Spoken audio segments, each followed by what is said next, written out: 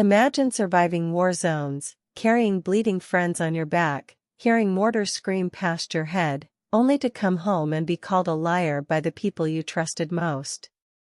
My own mother and brother accused me of faking my military service to steal my dad's inheritance.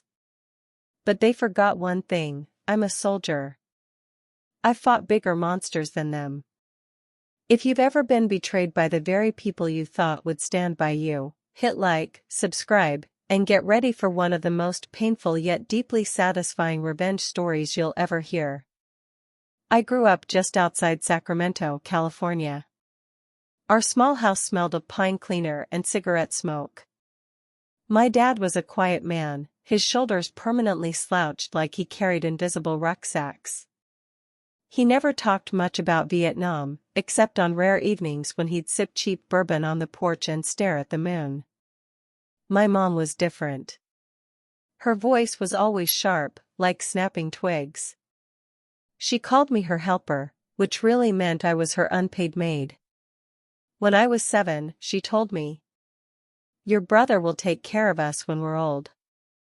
You'll be gone, married off somewhere." When my little brother was born, they named him after Grandpa. Suddenly everything in the world revolved around him. His first steps were celebrated with cake and balloons. When I learned to read entire novels by age 8, Mom just said, "Don't strain your eyes. No man likes a girl with glasses." I'd stand at the kitchen counter every morning making him scrambled eggs before catching the bus to school. I'd watch Dad ruffle his hair, proud. I wondered what it felt like to be seen like that. In high school, I joined ROTC.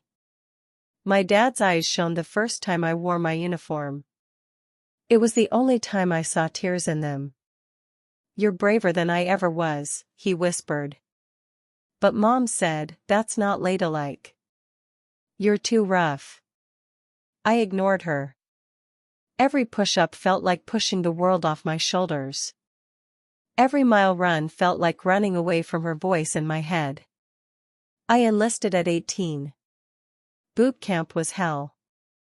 I remember day 3. We were crawling through thick Georgia mud under barbed wire as drill sergeants screamed above us. My arms burned, my knees bled through my camo pants, my chest heaved so hard I thought I'd vomit. But I kept going. Because every time my mind screamed give up, I saw my mother's face saying, "You can't do this." My first deployment was to Iraq. The heat slapped you in the face the moment you stepped off the C-130. 120 degrees Fahrenheit on the tarmac, air thick with diesel, sand, and sweat. At night we'd lie awake listening to gunfire in the distance. Sometimes it got closer. Sometimes it didn't.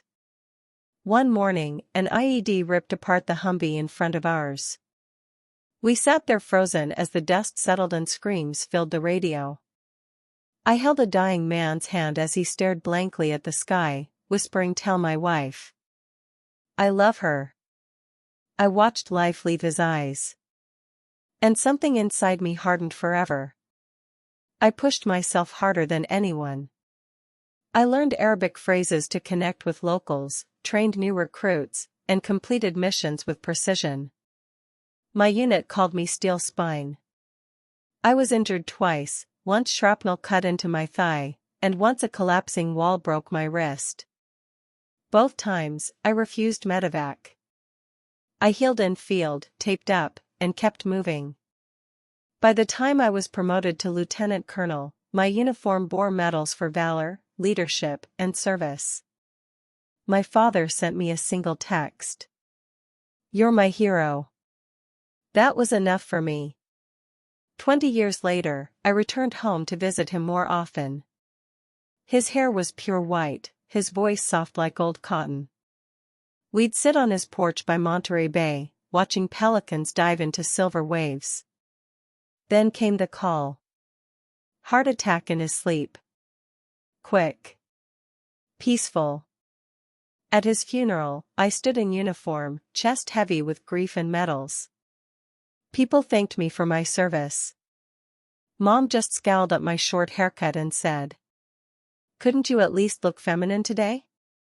My brother Doug barely glanced up from his phone, texting his girlfriend about weekend plans. Dad left me his Monterey Bay house. It was small, cedar walls, navy shutters, and the scent of sea salt soaked into the floorboards. But it was priceless to me. My memories lived in every plank. When the lawyer read his decision, my mother's lips curled in disgust. Doug's face twisted with rage. "Why would he leave it to you?" he spat. "You're never here. You don't deserve it."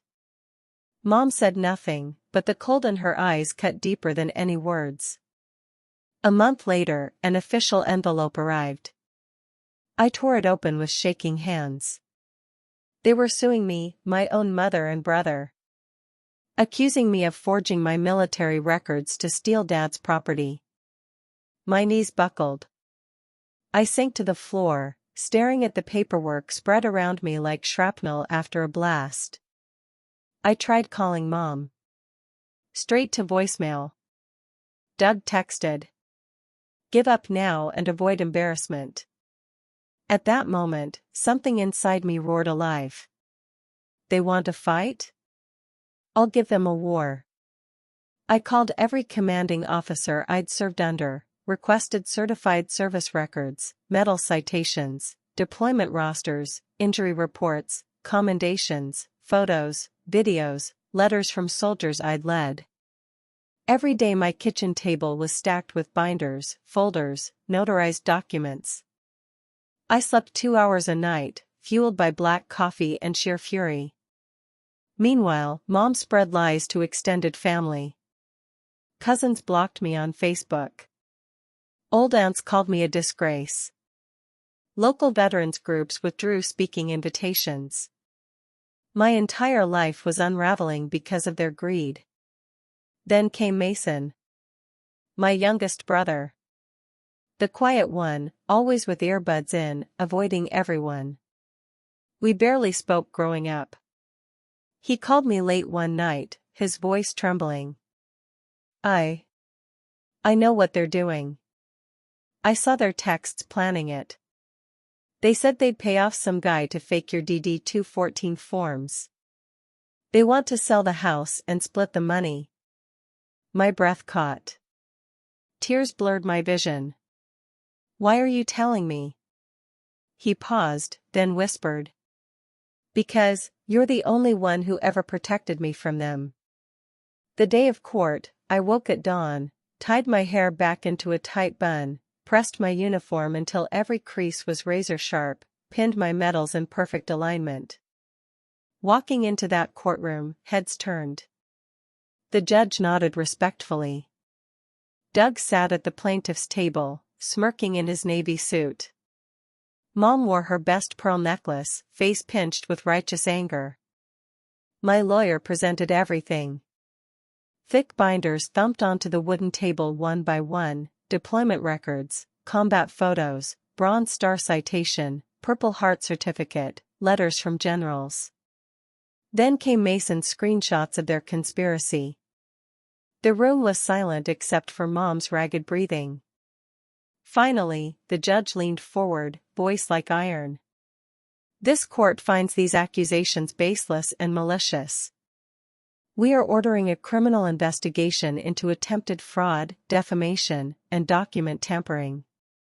Doug went ghost pale. Mom's mouth opened and closed like a dying fish.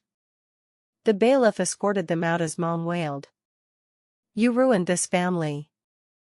I stood there, tears streaming silently down my cheeks, medals glinting under fluorescent lights.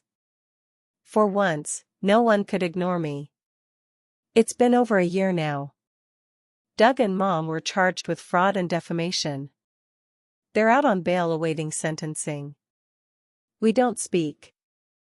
I doubt we ever will. Mason visits me every weekend. We sit on the Monterey porch, listening to waves crash, drinking coffee as dawn paints the sea gold. Sometimes he talks about his coding projects. Sometimes we just sit in silence. I forgave them, not because they deserve it, but because I deserve peace. I still wear my uniform with pride. I still wake up at 4 a.m. to run along the beach. Every sunrise reminds me. I survived war zones, death, betrayal, and I am still here. Stronger than ever.